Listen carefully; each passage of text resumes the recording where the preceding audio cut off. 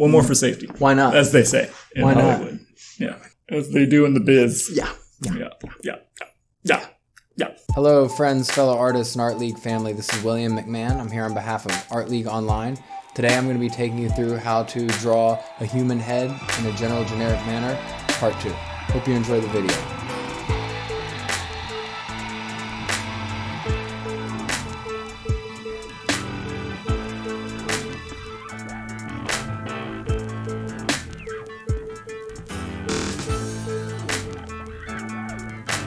Alright, so for part 2 of drawing a general generic human head, androgynous human head from straight on, for part 2, normally what I do is I try to nuance my drawing in the second part of these videos, and I try to make the drawing appear more representational and then also more three-dimensional. Because of how much information is here, I'm only going to be able to do so much in this video, but I'll start off by going ahead and just quickly getting rid of my initial measuring lines. Vertical axis, which becomes increasingly important as the head turns. Horizontal axis, which is going to be where the eyes are aligning, which generically from straight on is going to be about halfway up. Come in here, this is my initial egg. I'll go ahead and get rid of those lines where I put the jaw in, muzzle, guideline for approximately where the nose is going to exist. Thinking about the nose being a sphere, but I'm going to always be aware of edges. So on the side closest to the light source, I'll get rid of that. We think of the chin as being like a lemon lime, but I'm going to soften on the side where the light is coming from. This, for what I'm doing right now, the kneaded eraser is a great tool because it's soft, it's very receptive to pressure, and I can flatten it out to cover a greater degree of ground if I need to. Edge closest to light source will be more minimal. One of the things that I'm doing just sort of quickly in this step is just cleaning the drawing up. We think of the temporal line, the brow ridge, the edge of the eye socket, and the cheekbone as being kind of landmarks for where the human head shifts planes. If we think of the human head as being more like a rectangle than an egg, we think of the head having 4 distinct planes. One would be here, one would be here, one would be here. So, but that line is going to go away, but I can just, what my goals are with this drawing, I'm just going to go ahead and push this entire plane darker. I want to get rid of that distinct line. This whole plane is going to be in shadow. This ear is going to be in shadow. I'm always paying attention to edges. Edges are an opportunity to showcase light source and texture. So the edge of a human head is going to be fairly smooth, so I'm going to want more clean, continuous marks along the edge opposite the light source. Using the 6B Faber-Castell jumbo pencil, it's a nice way to get value onto the page relatively quickly because you have a broader surface. Deepest part of the human face is going to be the upper inner eye socket. So I'm going to be leaning on that. I'm not going to spend time drawing eyes today because that would require too much time. Even though light source is coming from the upper left, I'm still going to think about going darker in the upper inner eye socket, even on the eye to the viewer's left. Think about taking the viewer's eye from this plane. If we think of the bridge of the nose as being like 3 planes, 1, 2, 3. This side, I'm going to be applying my value, doing so with a 45-degree angle to take the viewer down this plane to transition into the plane of the cheek and the cheekbone. I'm going to minimize that side, that edge where the light source is coming from. Come back, pay attention to my edges, clean this up. The chin and the jaw are protruding from beyond the neck, so I'm going to go and I'm going to reinforce dark value underneath them, underneath that area to pop the head forward.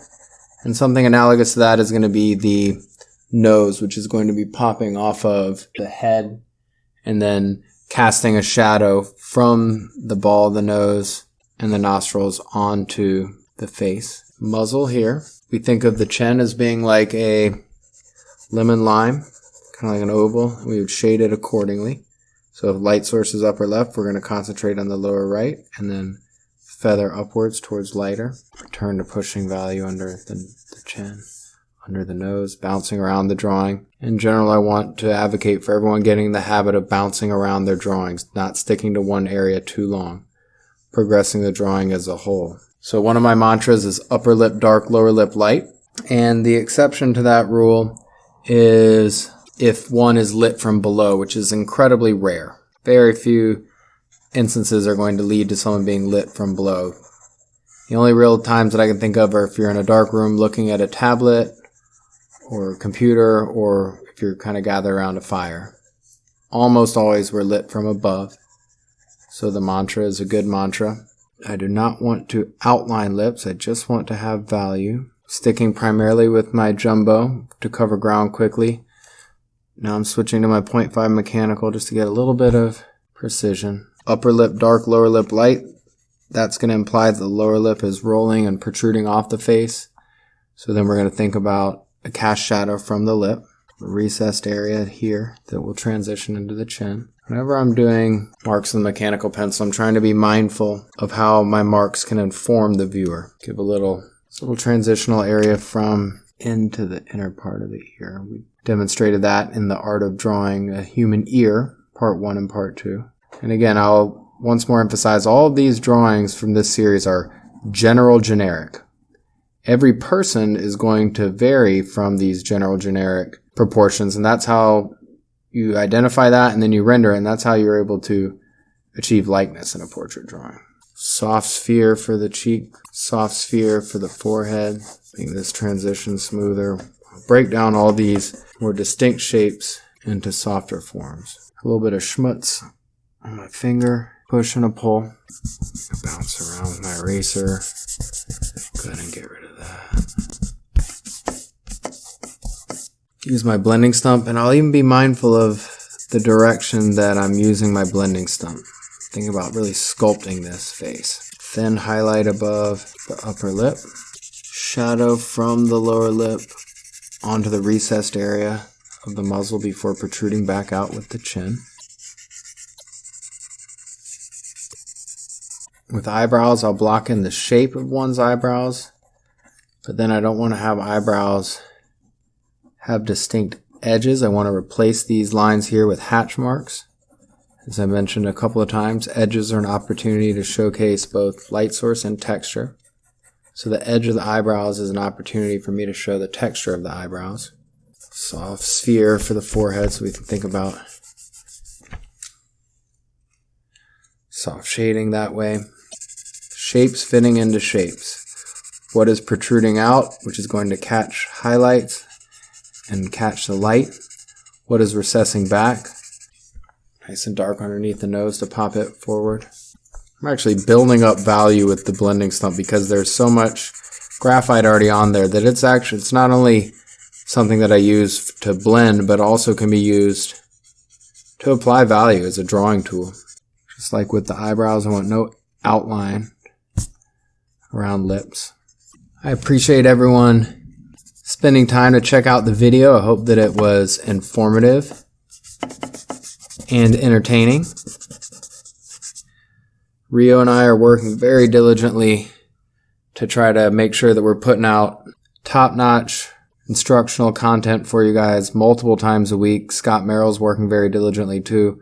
We're getting more and more Art League artists and teachers involved as well. Please consider subscribing to our channel, Art League Online. And we really appreciate any thumbs up, any likes, any comments. It means a lot to us. Trying to give you all some really good content to make everyone motivated to be drawing and learning. Thank you all so much for spending the time, and I will look forward to catching up with everyone in the next video.